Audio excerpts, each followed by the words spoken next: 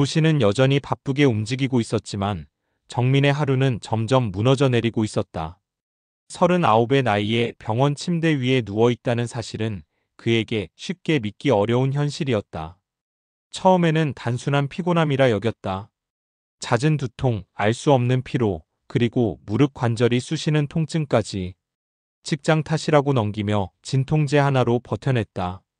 하지만 어느 순간 심장이 두근거리며 숨이 막히는 순간이 찾아왔고 그제야 그는 병원에 몸을 실었다. 검사 결과는 충격적이었다. 혈관에 염증이 심하게 퍼져 있었고 면역 체계 또한 심각하게 흔들리고 있었다. 원인을 좀 더 찾아봐야 할 것 같습니다. 담당 의사의 말은 정민의 머리를 복잡하게 만들었다. 술을 과하게 마시는 것도 아니고 운동을 전혀 하지 않는 것도 아니었다. 식습관이 완벽하다고 할 순 없지만 최소한 자신은 평범한 생활을 하고 있다고 생각했다.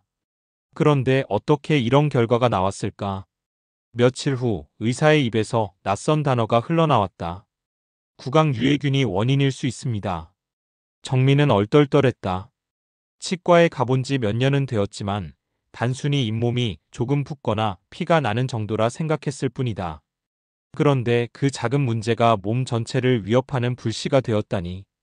치아 사이에 숨어있던 세균이 혈관을 타고 퍼져 염증을 일으키고 결국 심장과 관절, 면역 체계까지 무너뜨리고 있다는 설명은 그를 소름 끼치게 만들었다. 그날 밤 그는 거울 앞에 서서 입안을 들여다보았다.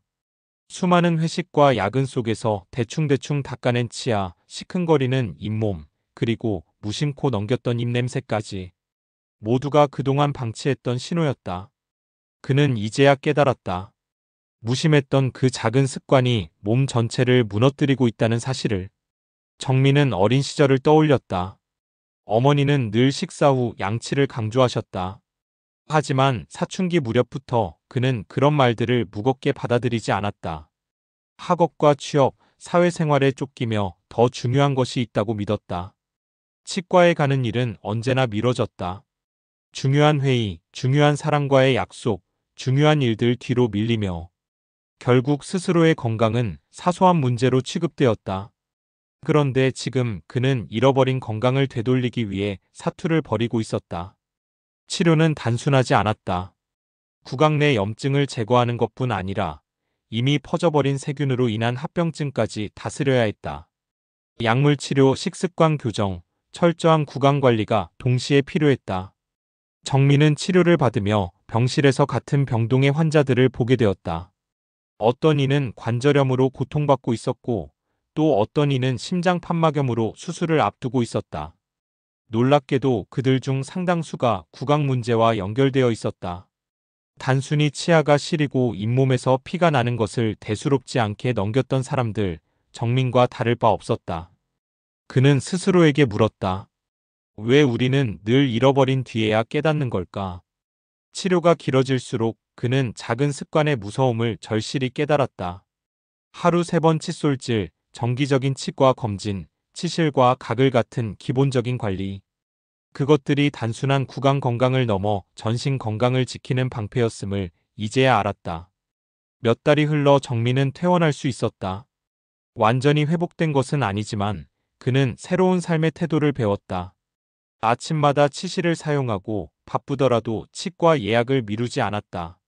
무엇보다 그는 사람들에게 자신이 겪은 이야기를 자주 나누었다. 회식 자리에서, 동료들과의 대화 속에서, 심지어 조카에게도. 입속 세균이 온몸을 병들게 할 수 있어. 충치나 잇몸병은 그냥 치아만의 문제가 아니야. 그의 진심 어린 말은 듣는 이들에게 생각할 거리를 남겼다. 때로는 대수롭지 않게 넘기는 작은 습관이 우리의 인생을 송두리째 흔들 수 있다는 사실. 정민은 아직도 몸 곳곳에서 약간의 불편을 느낀다. 하지만 이제 그는 그 불편함을 두려움이 아닌 경고의 신호로 받아들인다.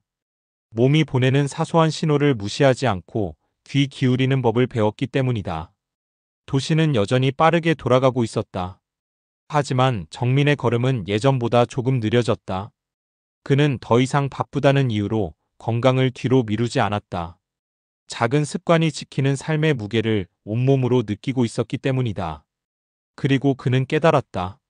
충치균은 단순히 치아의 적이 아니라 전신 질환의 숨은 주범이었다는 것을, 우리가 무심히 넘겼던 작은 고통, 작은 불편, 작은 냄새가 때로는 우리 삶 전체를 흔들 수 있는 거대한 파도의 시작이 될 수 있다는 것을. 이제 그는 하루를 마무리하며 거울 속 자신의 미소를 바라본다. 예전보다 더 조심스럽게, 더 진지하게. 미소 뒤에 숨어있던 위험을 기억하며 오늘 하루를 무사히 보낸 것에 감사한다. 그의 이야기는 끝난 것이 아니었다. 어쩌면 이제 시작일지도 모른다. 입속 작은 세균과의 싸움은 평생 이어질 테니까. 하지만 이번에는 그 싸움을 피하지 않을 준비가 되어 있었다.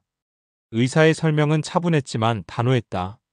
정민 씨, 지금 몸 상태는 단순한 피로가 아닙니다. 이미 혈관과 면역 체계가 세균의 영향을 받은 상태예요. 우선은 구강 내 염증을 잡는 것이 가장 중요합니다. 정민은 눈을 크게 떴다. 입 앞 문제 때문에 이런 상태가 된다고요? 의사는 고개를 끄덕였다. 맞습니다. 구강 속 유해균은 혈류를 타고 온몸으로 퍼집니다. 잇몸이 붓거나 피가 나는 건 단순한 치과 문제로 끝나지 않아요.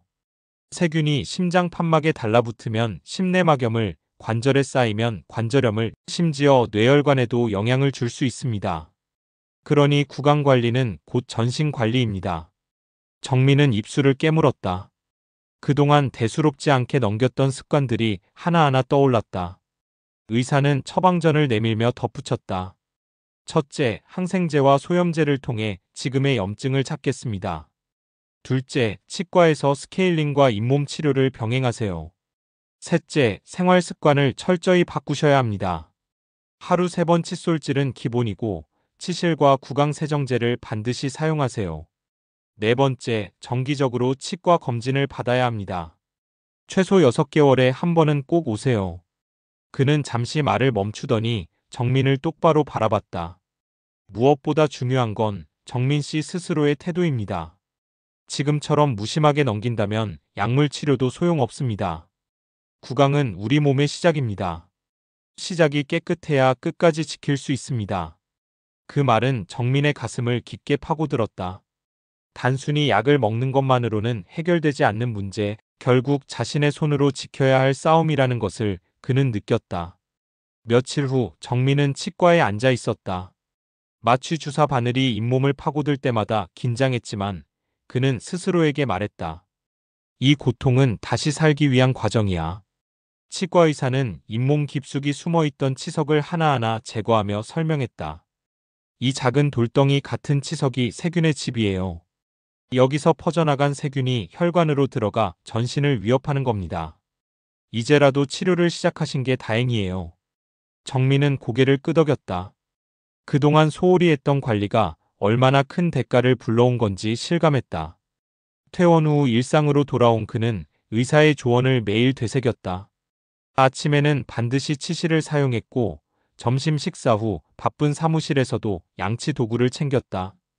회식 자리에서도 술잔을 줄이고 물을 더 마셨다. 무엇보다 그는 거울 앞에서 스스로를 다짐했다. 다시는 무심하게 넘기지 말자. 정민은 이제 단순히 환자가 아니었다. 의사의 조언을 실천하며 서서히 회복해가는 과정 속에서 그는 다른 사람들에게도 경고의 목소리를 낼 수 있는 증인이 되었다.